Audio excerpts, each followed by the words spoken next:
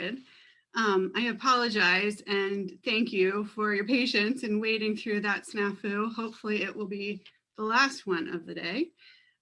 So welcome and thank you for joining us. My name is Erica Spade-Patras. I am with the Greater Ohio Policy Center in Columbus, Ohio. Many of you know us, but if you don't, we are a research and advocacy nonprofit working with a vision of a revitalized Ohio. Today, we are kicking off the first in a four-part webinar series entitled Keeping People in Their Homes, which focuses on strategies for neighborhood stability. The Greater Ohio Policy Center has organized this series in partnership with the Lincoln Institute of Land Policy. Starting today and for the next 3 weeks, we'll be running this webinar series on Tuesdays at 1 o'clock. And as I've mentioned, each webinar addresses themes of neighborhood stability, but focuses on strategies different actors can take to implement them, such as mission-driven developers, local governments, and nonprofit community advocates. Today's webinar is entitled, How Can Local Philanthropy Quickly Facilitate New Tools for Housing Affordability? And will focus on the role that philanthropy can play in supporting neighborhood stability, particularly in the time of COVID. Before we get started with today's program, I want to address a few housekeeping details. First, I just wanted to let you know that we've reserved 3 to 4 minutes after each presentation for questions, and there will be more time at the end of the presentations for additional Q&A. Please submit your questions to us through the chat box. If your question is for a particular panelist, it might be helpful if you note that in your question. And we recommend that you watch this webinar using the speaker view. We think that will eliminate the most distractions. Finally, yes, we're recording the webinar and we are hoping to have it posted on our website by the end of the week. You can find that at greaterohio.org.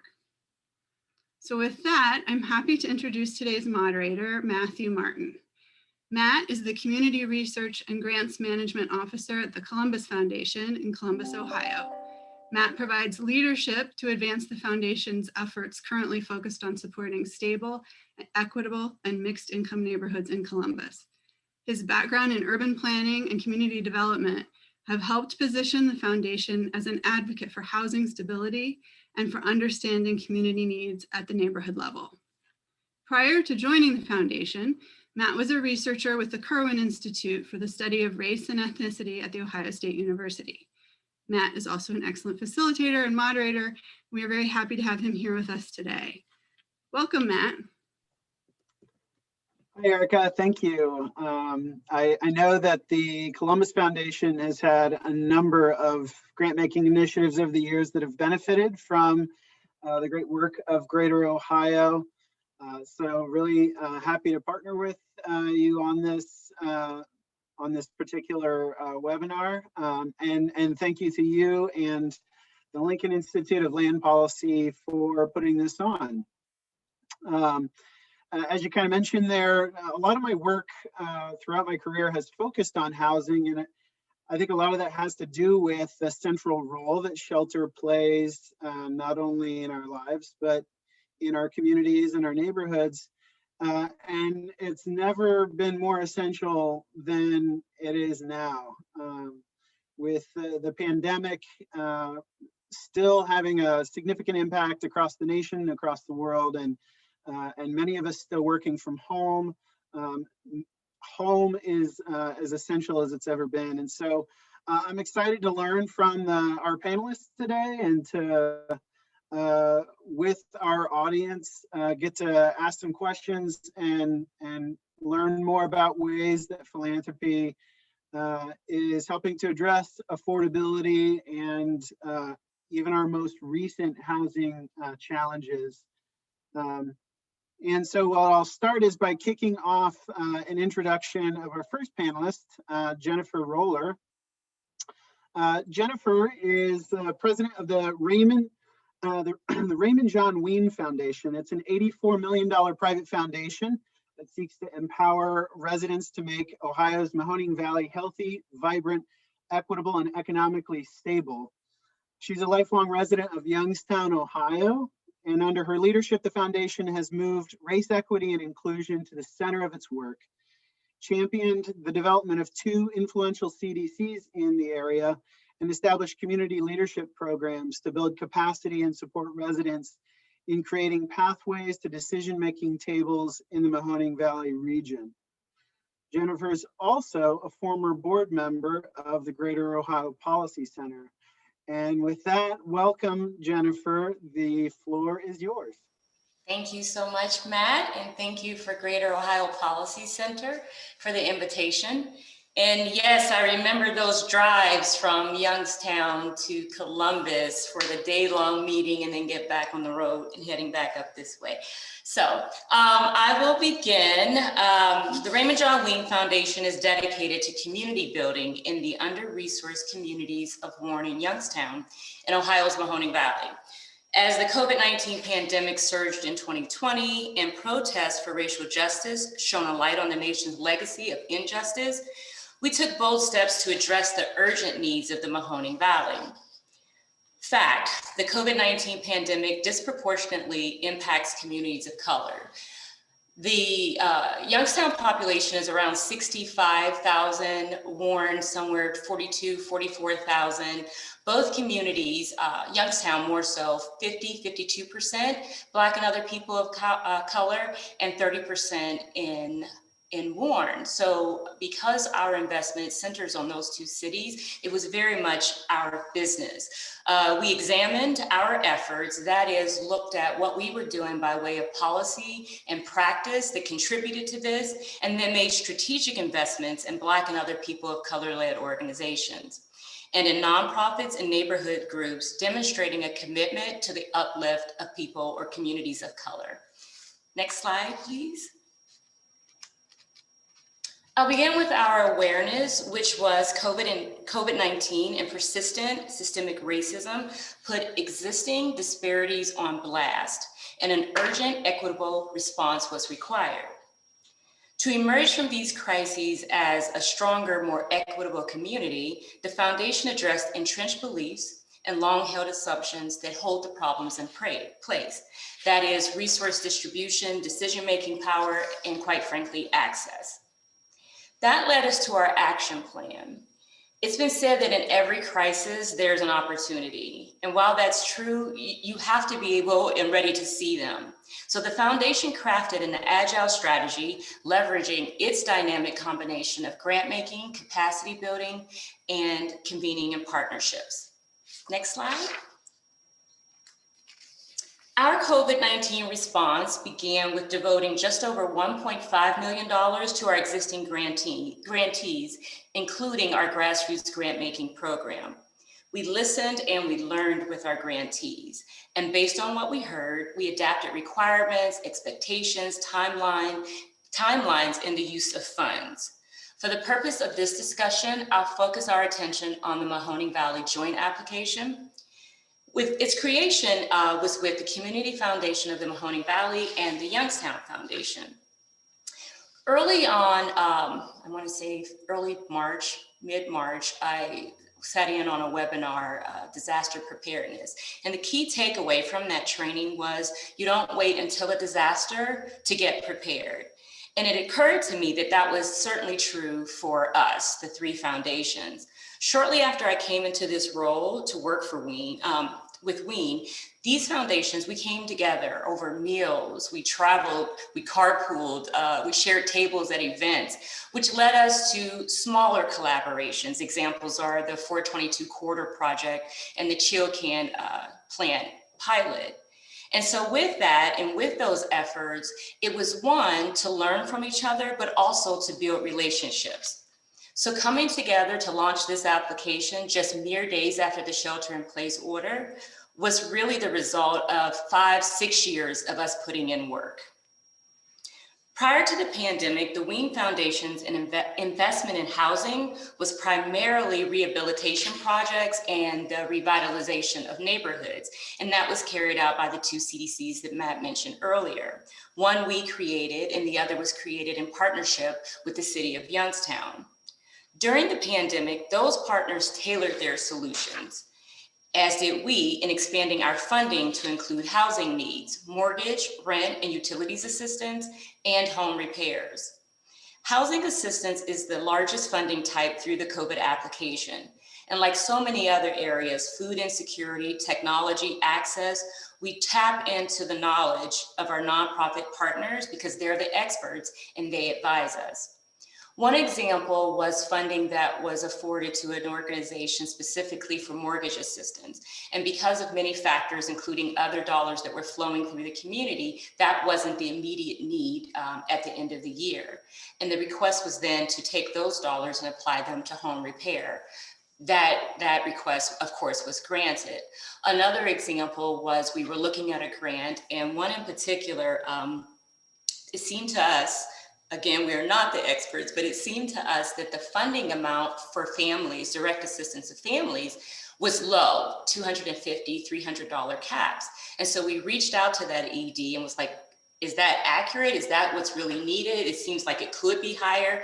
And she pointed out, well, I'm trying to do what I've always done, but quite honestly, it's funders who want to see more people helped. So we've adjusted it to meet that need. And we explained and we talked and we had a really good Zoom coffee over, that's not the funder we are. And so because you're the expert, you tell us, and if a particular family needs more than that to stay in their home, to stay safe during that time, we allow you that discretion to make that call. Next slide, please. Another example of our response during the pandemic is fostering diverse collaborations. The foundation delivers a community leadership program, which was created in 2013 to leverage the unique assets of emerging leaders from Warren and Youngstown, with the purpose of creating pathways to decision-making tables. As you can see from the diagram, there have been 75 graduates to date. We have a pretty active alumni group, and the diversity of the group is also, we believe it's a diverse group. Another more recent engagement is the Communities of Excellence. It's a national learning collaborative through which local philanthropy, city government, and various regional stakeholders, we come together, we receive training and coaching so that we can better align, prioritize, and measure impact in community development initiatives. Next slide, please. The foundation has a history of race equity and inclusion. Today, I'll share our race equity inclusion training. It's been offered since 2017. This foundation-sponsored two-day training is for those who wish to understand and address racism in their community and within their organizations. The 531 participants so far has spanned from the 2017 to current. Over the last year, we've shared our race equity journey with dozens of philanthropic and nonprofit partners.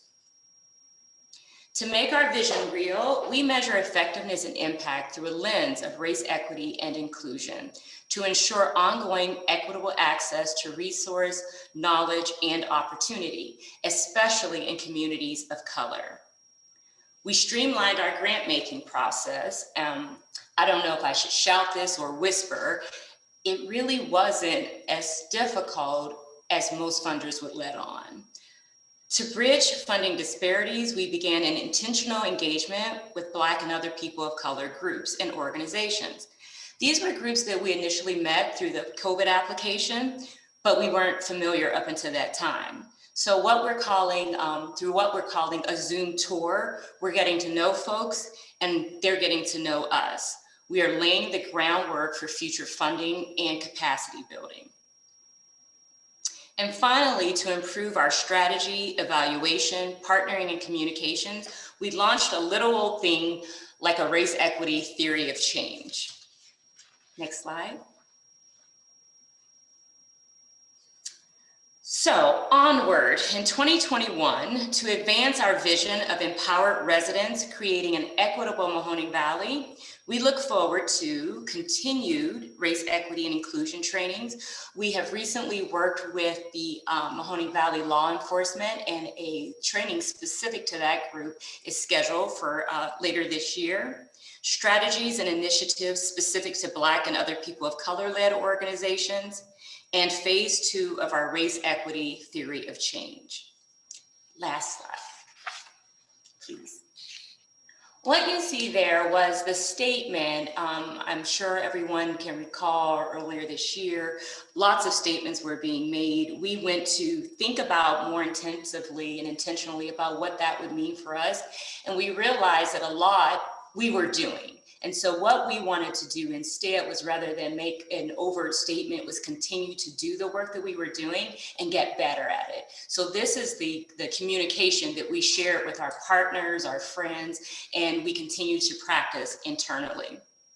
I have the honor and pleasure of working alongside an amazing group of folks, from the staff to the board to our community partners. And I know we'll do much, much more. We will leverage our role and resources to provoke new thinking, build community, and disrupt the status quo. Thank you. Thank you so much, Jennifer. That was great. I think here between you and the next panelist, we want to give a few minutes for questions. And I think during your presentation, the chat box might have been disabled. So I want to give folks a few minutes. And while we wait for some of those questions to populate, Jennifer, I'd love to hear if you've got examples of lessons that you've learned in these last few years as you've been engaging more intentionally with a racial equity lens. What are some of the more common capacity building challenges you've learned about that you could share with our audience? Yeah, thanks, Matt. I think I would start with, we are making an effort to say what we mean about capacity building or technical assistance. I found in the last few years, or when I started in philanthropy, we would use it as an all-encompassing term. And sometimes we weren't clear, other times grantees, and we certainly weren't always having the same conversation. So what we are doing now is we speak in those terms. Are we talking about board development, infrastructure, financial planning, development, staff? And then how does that show up? Is it technical assistance within the organization? Is it leadership and board being trained offsite, a consultant coming in? We're just being very intentional in our language, I'd say, is the biggest takeaway, biggest learning. And then as you've done that, what have been some of the more profound things you've learned from grantees as you've kind of built that trust and listened to them more intentionally? Yeah, I think we've learned that getting clear on language has helped. And now that we are having the same conversation, what we may believe is the best for an organization may not. We know what we know. I think there are a great many of things that we study and we research and we know well. We're not practitioners. And so the learning has been, how do we pull those two things together?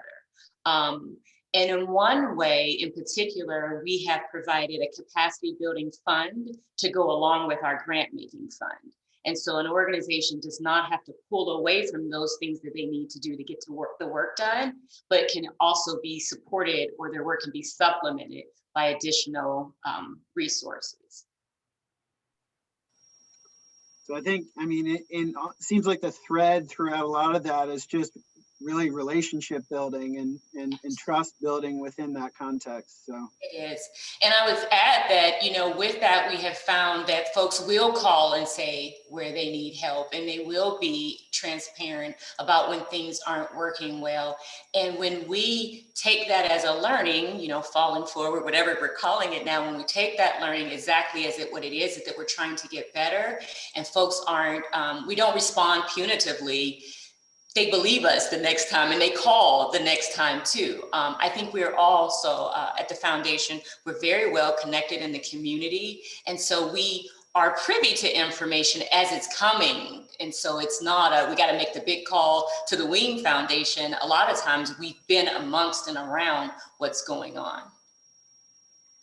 It sounds like too that you've learned that takes time. You even talked about there was work that you were doing that preceded COVID, and you're benefiting from some of that time investment, but it's not just a momentary blip. That is correct. Well, thank you again, Jennifer. I think we're gonna bring you back here after the next two panelists and have more of a conversation as we invite more questions from the chat. I want to turn next to Sue Lehman. And one of my favorite things about the panelists that we've got here that GOPC and the Lincoln Institute selected or bringing together here is just the different perspectives. So among the perspectives that Jennifer shared, she was speaking in the context of an urban context, and Sue's going to have a little bit different perspective to share. And so in just a moment, I'll turn it over to Sue. She is the CEO of the Finley Hope House in Findlay, Ohio. It's a nonprofit that provides housing services for the homeless and those facing housing instability. For the past decade, Sue has been actively engaging in collaborative opportunities to improve the quality of life for vulnerable populations in Hancock County. She leads the coordination of housing services in her region for the balance of state continuum of care and chairs a housing consortium focused on the continuum of services in the county and increasing the supply of affordable housing within the community. Welcome, Sue, and the floor is yours. Thank you, Matt, and good afternoon, everybody. As we all know, the COVID-19 outbreak has caused unprecedented economic ramifications, putting people at risk of being unable to pay for housing and other basic needs. And although governments have been scrambling to respond with funding assistance, what we're finding is that many long-established wage earners who were previously financially stable are now struggling to pay their rent. So the Findlay Hancock County Community Foundation recognized the crisis that was evolving in our mid-sized rural community. Findlay has about 41,000 people and Hancock County has about 76,000 people, and gathered nonprofit partners and area housing advocates together for a productive, data-driven conversation to pinpoint how organizations could best leverage available funding streams. We had a lot of questions to figure out as a result of that first meeting, such as, what is the estimated total need? How do we keep families stable where they are? Could we centralize help? How would we staff such an endeavor? What could we do with an infrastructure that's not too overwhelming? What would it take to do this in a way that we'd really be proud of? How would it be funded? And what could it look like if the Community Foundation got behind this strategy? Next slide, please. As you can see from the slide, there is a significant social return on investment with eviction prevention strategies. Moreover, researchers, as I'm sure you're aware, have similarly identified that emergency rental assistance yields positive net economic benefits. After all, rent helps landlords pay property taxes that support municipalities and school districts, and landlords are quick to point out that they too are struggling with expenses as moratoriums continue and tenants stop paying rent. Like so many locales across the United States, Hancock County is experiencing a shortage of affordable housing. And so in communities like Findlay, when a family faces eviction, they have nowhere else to go. Also for Hancock County, eviction prevention is a problem that cannot only be solved at the federal level because we're not recognized as an entitlement community, and therefore typically we're not eligible for those large federal dollars. So through our combined research efforts, it became clear that emergency rental assistance could cushion the blow of COVID-19 and the impact that it was having on tenants and landlords, and be a relatively inexpensive mechanism to reduce the costs connected to an impending eviction. Given the current climate and the supporting data, an eviction prevention task force was quickly assembled to help find stabilizing solutions as part of a system approach with other partners in the community. As a housing agency, Hope House was uniquely positioned to take on the direct service role for this strategy. As Matt mentioned, our specialty is housing services for the homeless and those at risk. And so emergency rental assistance is an extension of services already provided and marries processes we already have in place. We're also a longstanding member of the Hancock County Affordable Housing Alliance, and we do lead regional housing efforts, as Matt mentioned, through various partnerships. Next slide, please. So the task force discussions led to 4 basic components that needed to be hammered out. If we were going to find an emergency rental assistance plan that did what we needed for it to do and intended for it to do, we had some things to figure out. The first was process. We needed to put a solid framework out there on the front end of things to try and stay ahead of the eviction curve and to easily get people into programs. The second was scope. How many households were we anticipating and what will it take? And for us, we used data from a recent housing study to help project need.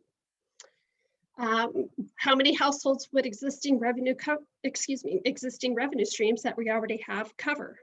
And what indicators needed to be in place?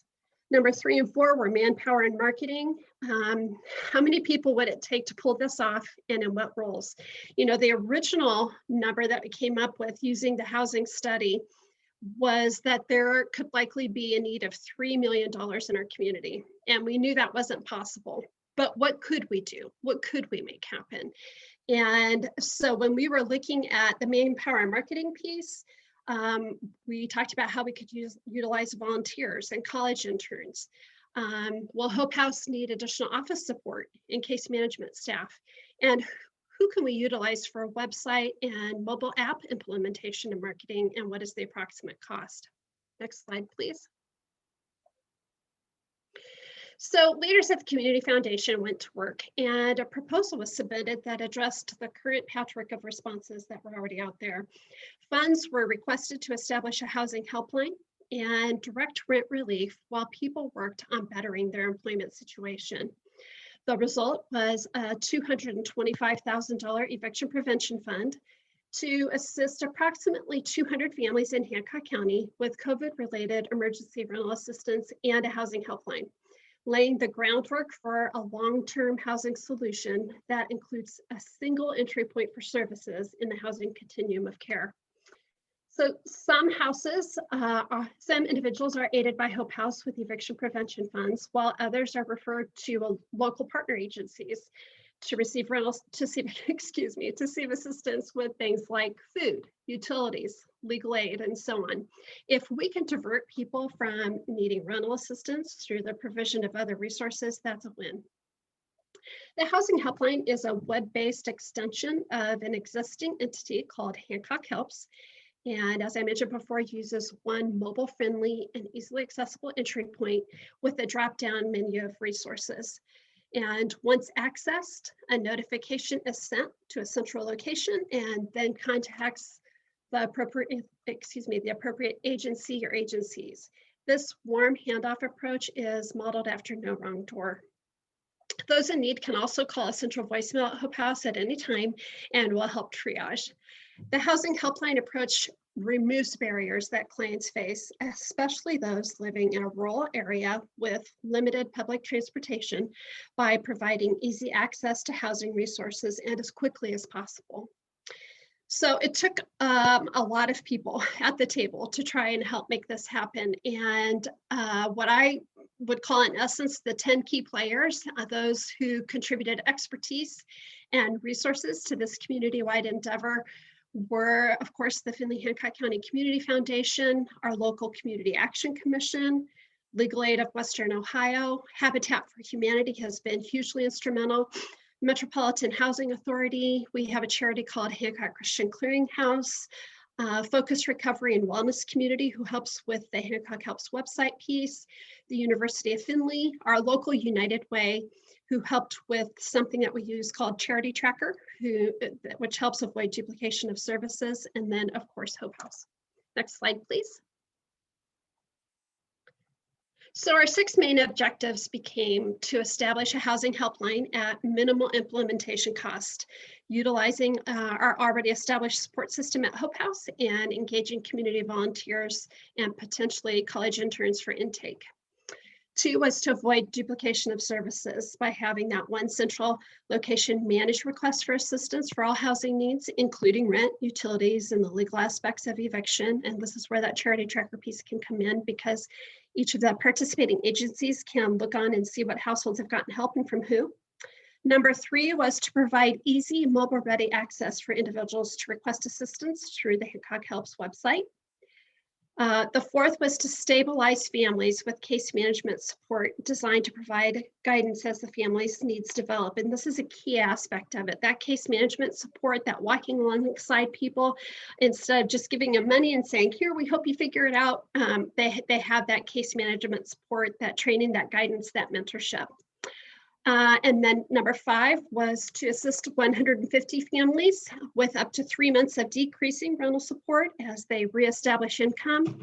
And we figured that there might be a group of families that might not need that 3 months of rental assistance. And so we have one to assist 50 more families in short-term crisis with a one-time rental assistance support to close the gap as they get back on track. This housing strategy does involve financial management coaching because we know that that leads to greater long-term financial stability. Next slide, please.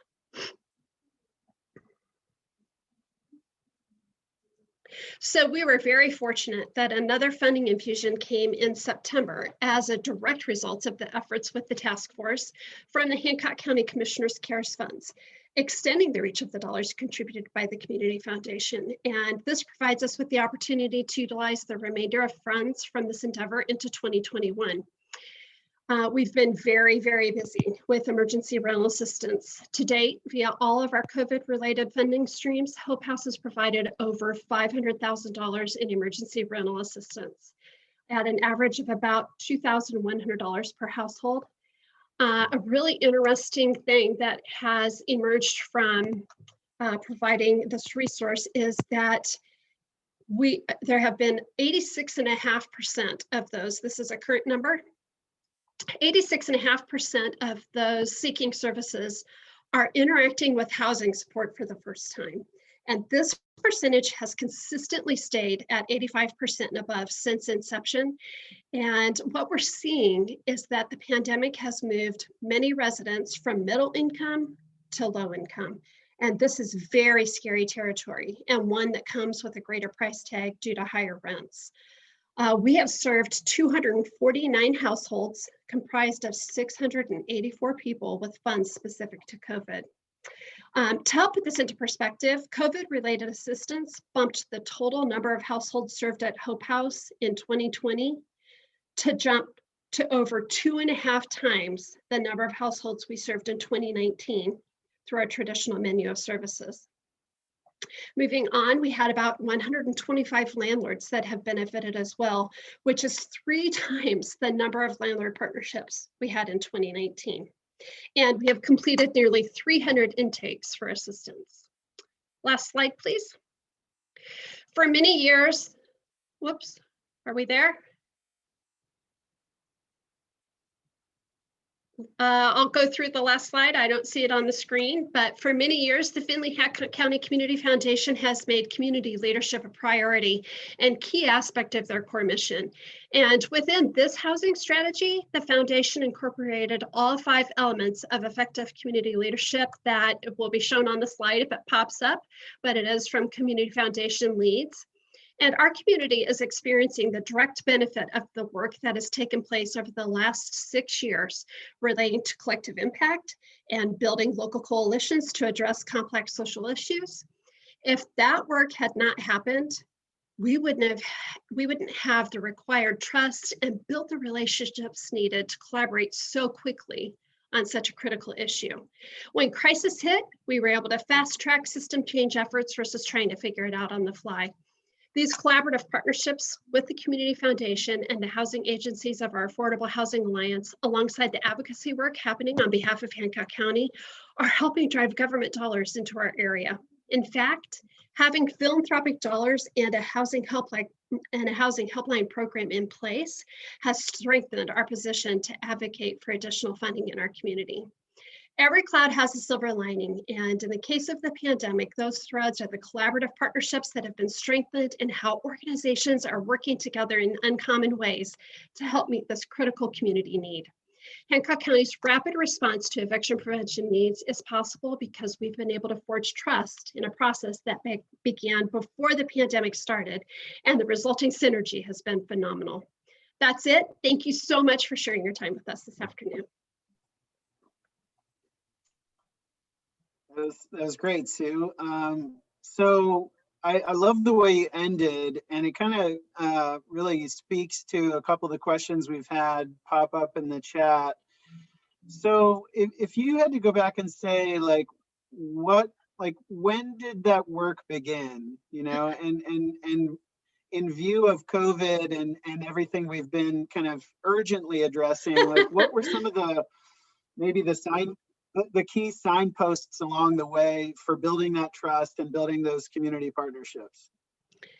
So, the building trust has been taking place over the last several years through collective impact and coalition building. But in regards to work on this housing strategy, this proposal due to COVID, man, it all is 2020 is like this mishmash of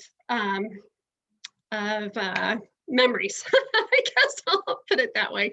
But I believe we started having conversations about this in April and May, and started working on all of those different pieces. And we were able to provide emergency rental assistance before the helpline piece was actually in place and up and functioning. So we adjusted to what we had when we had it and how it was rolling. So I want to just piggyback off that point right there and ask kind of a two-part question. What do you think was most important to have already had in place going into the pandemic, and what do you think is going to be important to keep in place after the pandemic has subsided, more or less? That's a great question, or questions. So what we had in place before was, Hancock County and Findlay. I've worked in other communities, and I'll tell you what, Findlay has something special. And from the moment I started with the nonprofit sector in Findlay, the collaboration and partnerships and the way everybody worked together was something like I had not experienced previously. And, so I think having that general way of doing things that then became enhanced through collective impact and the collaborations that have been taking place. And, I think we have developed and really enhanced our ability to support each other. So I guess this would go in the future piece. We cannot work in silos. That doesn't work. We know it doesn't work. It certainly would not work during times of COVID.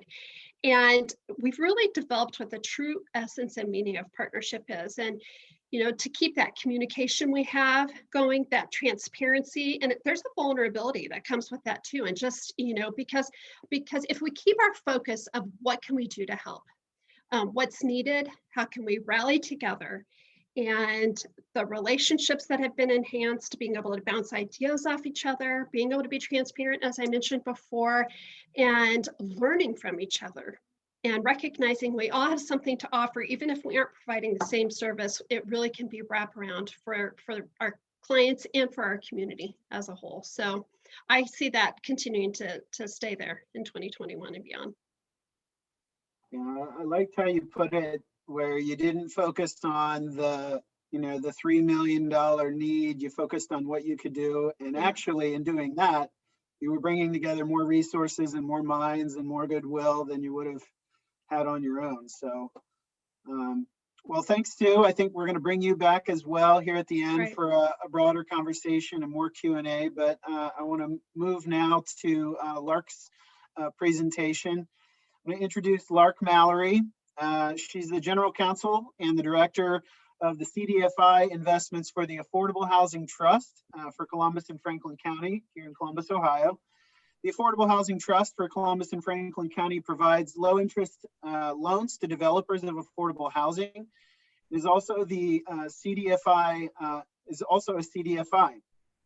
The trust was instrumental in the development of Columbus, Ohio's Housing Action Fund, which the Columbus Foundation also contributed to. So I'm happy to hear more from Lark about how that fund is actually being utilized. That Housing Action Fund was, of course, the culmination of public and private entities across the community coming together to fund affordable housing in a new way in Columbus. Welcome, Lark, and the floor is yours. Thank you. Yep, I'm good. Thank you for having me and including the Affordable Housing Trust in this presentation. As Matt mentioned, we were instrumental in the formation of the Housing Action Fund. And for those of you outside of Central Ohio, the Housing Action Fund is a $100 million fund that resulted from both public and private investments. We like to say public-private partnerships. And I know this presentation was supposed to focus on COVID, but even in the midst of COVID, we can't lose sight of the fact that we have long-term issues that must be addressed. In Columbus, Central Ohio, it's estimated that we have more than 50,000 families that are considered to be housing burdened. By housing burdened, we're talking families who are spending more than 30% of their income on housing. So that we all came together, formed the Housing Action Fund, again, to really strengthen Central Ohio, as it says here, through the generation of additional affordable housing units. Next slide, please. So, I'll get there. So as Matt mentioned, AHT was formed in 2001 to provide low interest rate loans to developers of affordable housing. So whether it's someone who's developing 2 units via a duplex, or someone who's developing 200 units in a large complex, we come in to provide low interest rate loans to those developers as part of their overall financing stack. It's important to note here that we have been in existence since 2001. We have a long-standing relationships with developers. As both previous presenters mentioned, it is the relationships and trust that were key to our ability to create the Housing Action Fund. Also important here, and it should be highlighted, is AHT is funded on an annual basis through Franklin County via the real estate transfer tax. We get a portion of that transfer tax. And then the city of Columbus, we get a portion of the bed tax. I highlight the funding sources to also highlight our relationships with both the city and the county. There's no way we would have been able to create the fund without the support of both the city and the county. We also became a Cdfi, a community development financial institution. Again, that was important in the creation of the fund because banks needed that. For their CRA requirements, they can invest in a Cdfi and get those credits. Next slide, please. So the lawyer in me, it diagrammed the structure for you. So the Housing Action Fund, as I mentioned, is a $100 million fund to provide additional loans to developers of affordable housing. It is formed as a limited liability company in which we, AHT, are the sole member. All of our investors, whether it was a governmental entity, corporations, banks, they all came in via making loans to the fund. So as we make loans to developers, we draw down their funds so that we can fund those loans. Originally, our plan was about 8 banks, 6 corporations, 1 foundation, and then we were going to be the guarantor. Where we ended up was AHT came in as an actual investor. We have 3 foundation investors. As Matt mentioned, the Columbus Foundation is one of those investors. But in addition to the Columbus Foundation, we also have 2 corporate foundations and 10 other entities that included 2 corporations, 8 banks, And then we also had another Cdfi make an investment in the Housing Action Fund. Next slide, please. So as we were negotiating the terms of the fund, outlined here were the key terms that our investors required.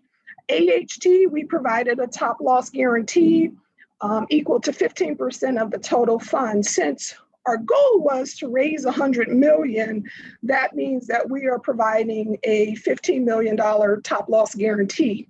AHT by itself sits on about 75 million in assets, and those assets are in the forms of revolving loans, but we've agreed to use 15, or I guess more than 15% of our assets, but to provide a $15 million top loss guarantee.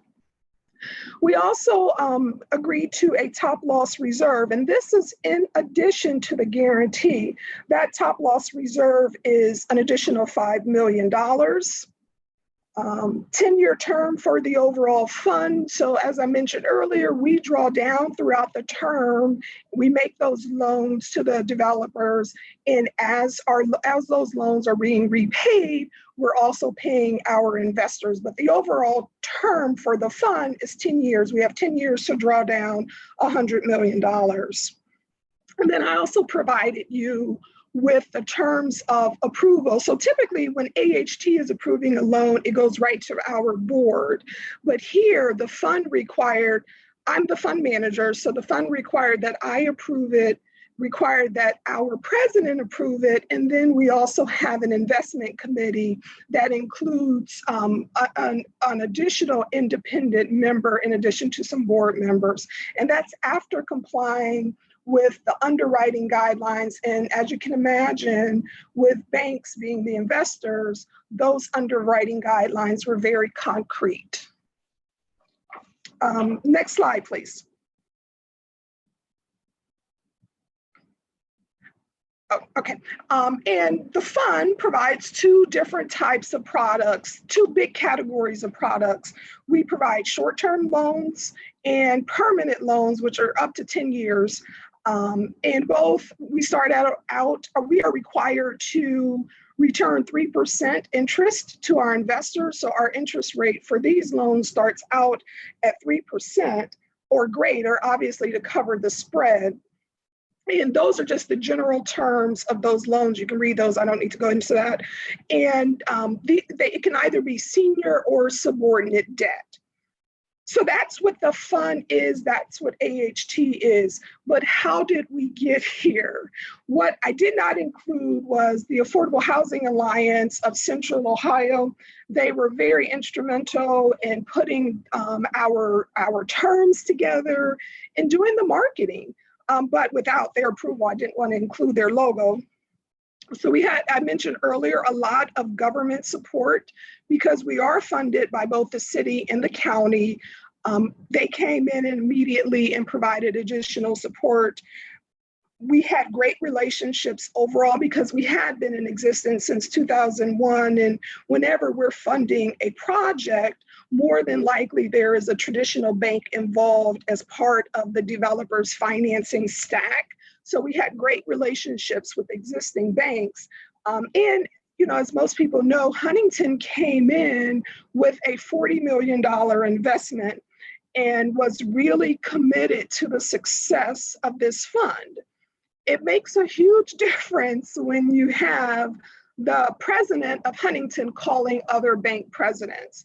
I don't think we could have done this without them. But government support, the support of our local financing institutions, financial institutions, as Matt mentioned, and as I've mentioned, we had the Columbus Foundation included, plus a couple of other corporate foundations, and then just overall corporate support for what we were doing. Everyone recognizes that with leading about 54,000 units of affordable housing in Central Ohio, this is going to take more than just AHT or even just the Affordable Housing Alliance, but is really going to take the effort of all of us here in Central Ohio, our financial institutions, our corporations, our governmental entities, and everyone came to the table to close this fund and to get it up and running. We closed last January, so right before the pandemic hit. So January 2020, and we've made several draws and funded maybe 5, 7 projects thus far. And obviously there's a large demand for the project, for the funds, and we continue to make those loans. So I think that's my 10 minutes. I'm open to questions about whatever.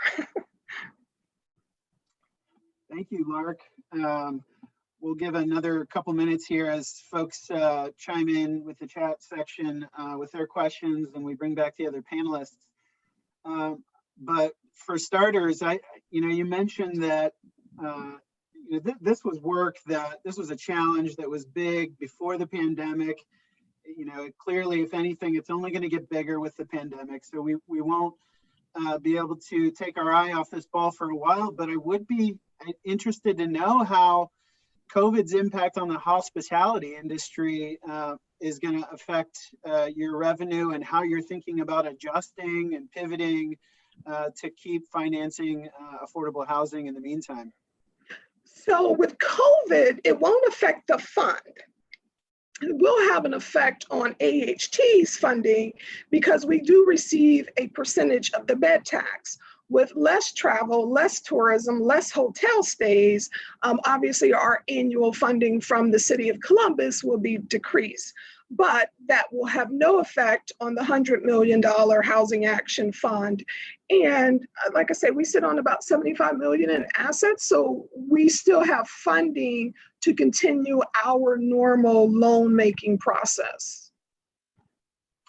It hasn't stopped. I was surprised. I thought we would see some slowdown during COVID, but we did not. Deals kept moving forward.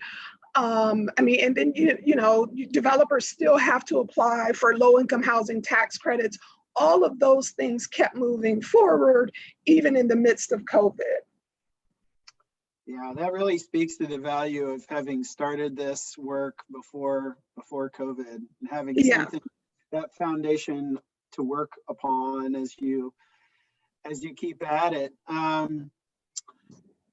I think one of the questions that go ahead. I was going to say, like both Jennifer and Sue both mentioned, relationships and trust. We've been working on those things since the beginning, and if you kind of, screw that up, then it's hard to pull an effort like this together.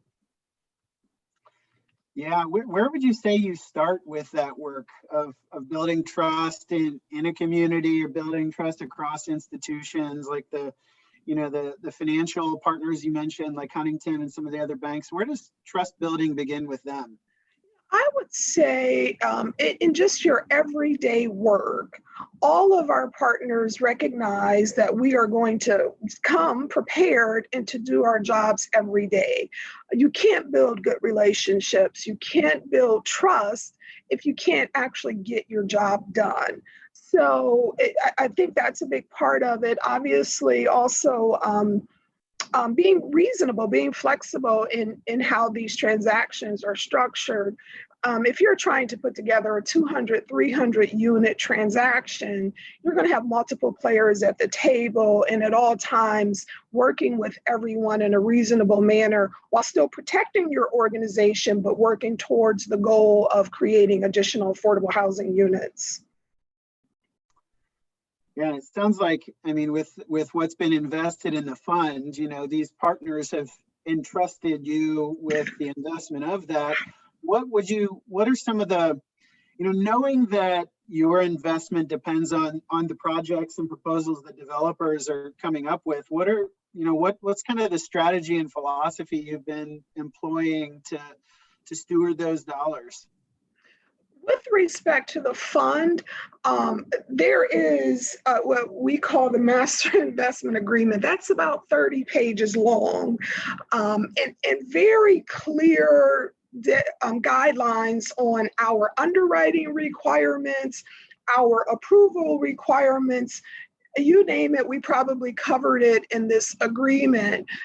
Banks, we're a nonprofit lender. Our underwriting wasn't the same as what a traditional bank's underwriting was or is.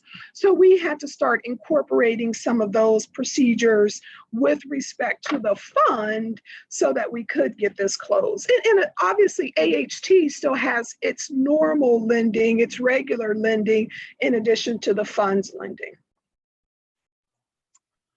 And one of the questions popping up here from Philip in the chat with respect to the need for things like rental assistance, is there anything about the fund or the work of the trust that you changed at all to respond to more the rental assistance needs? No, not with respect to the fund itself. Because we do answer to our investors. We don't have a lot of flexibility there. But with respect to the trust and with respect to rental assistance, we did make grants to other organizations that did direct services. Obviously, we always work with developers, not with individual renters. So we worked with some other organizations to help with some direct assistance. Great. Well, I think with our last probably 6 or 7 minutes here, I want to open it back up to our panel and, of course, open the chat up for more questions from our audience. I guess, in thinking about some of this, kind of some of the through lines we've seen, we've talked a lot about trust and relationship building and how important that has been. I'd be curious to hear from any of the panelists, how you think about things like wages and income as part of affordability and how COVID's impacting that, and how in addition to your kind of your lines of work, how do you think about all the dimensions of affordability? I could provide you, so with some of what we did, we didn't address that issue as part of our COVID response, but with the social unrest that the country is experiencing and continues to experience, we use that opportunity to generate a statement on how AHT would make some changes. And out of that statement came a couple of policies. Moving forward, we will require all of our borrowers to pay a housing wage.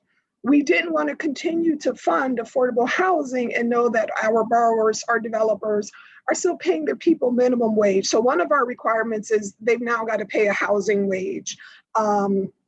We're requiring the use of MBEs. We want, as Jennifer discussed, a lot of these issues had disparate impact, and we want to talk about the fact that Black and Brown people have not had all of the same opportunities. So we are requiring the use of MBEs from ourselves and from our borrowers.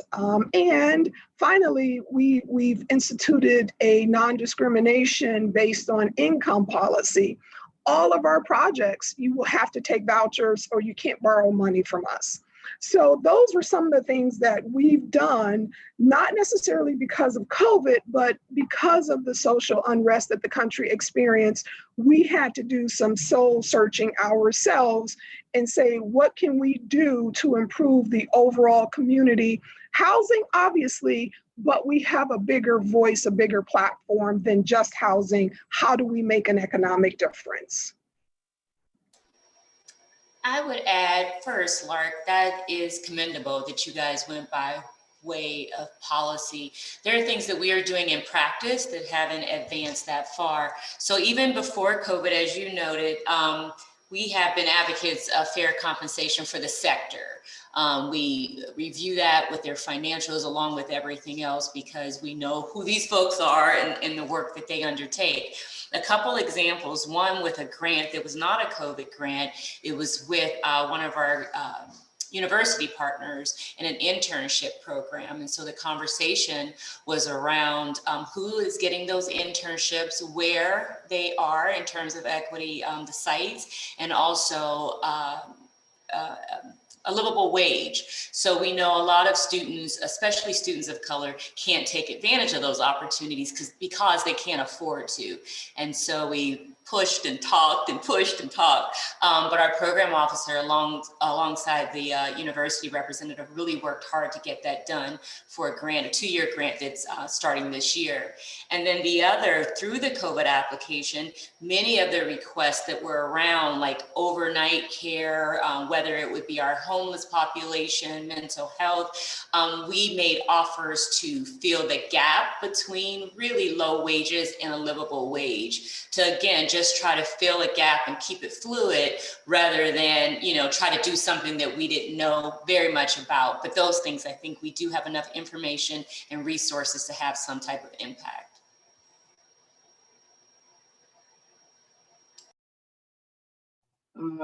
Maybe we do one more question, kind of a round robin off the top of your head in closing, and then I'm going to turn it over to Erica to close this out for the session.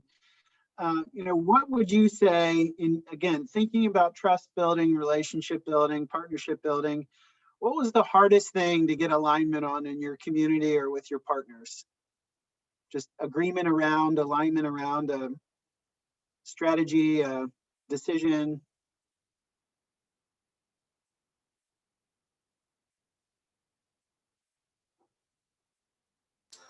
I'll honestly say that perhaps it was the times, that we were in.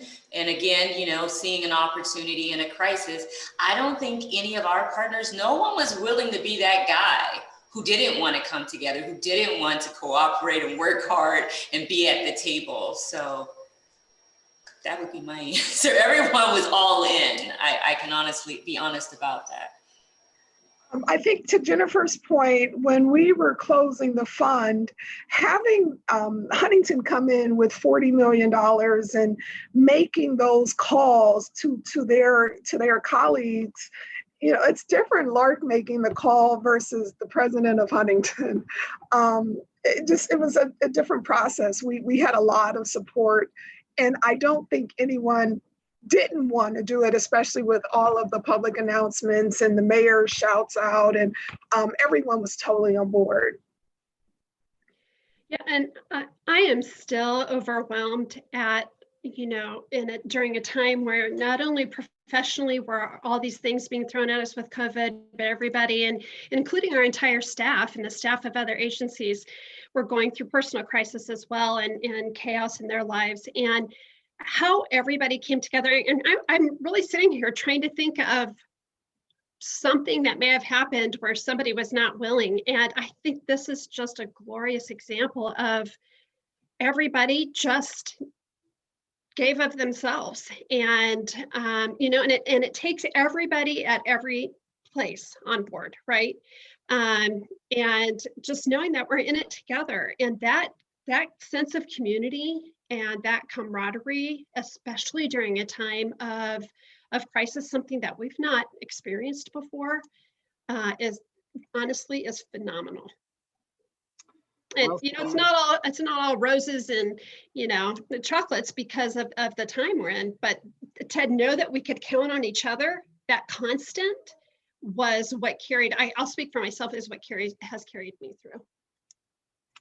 Well, that's a great note to end on. Well said. It's remarkable that at a time that's so nationally and globally divisive, that each of you can share what you've shared just there. And it really does speak to this idea that all politics are local at the end of the day, or regional. So with that, thank you for each of you, your time, your perspective. This was great. And I'll go ahead and turn it back over to Erica to close this out.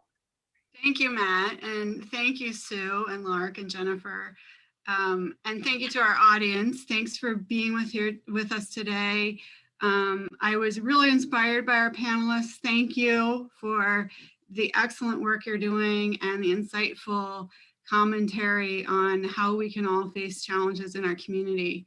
As I mentioned, you can find this webinar recorded on our website at greaterohio.org. If you're interested, if you missed part of it.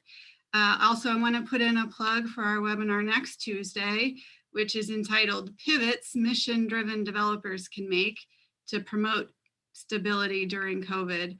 So we invite you to join us then. Once again, thank you for coming. I hope you have a good day, and goodbye for now.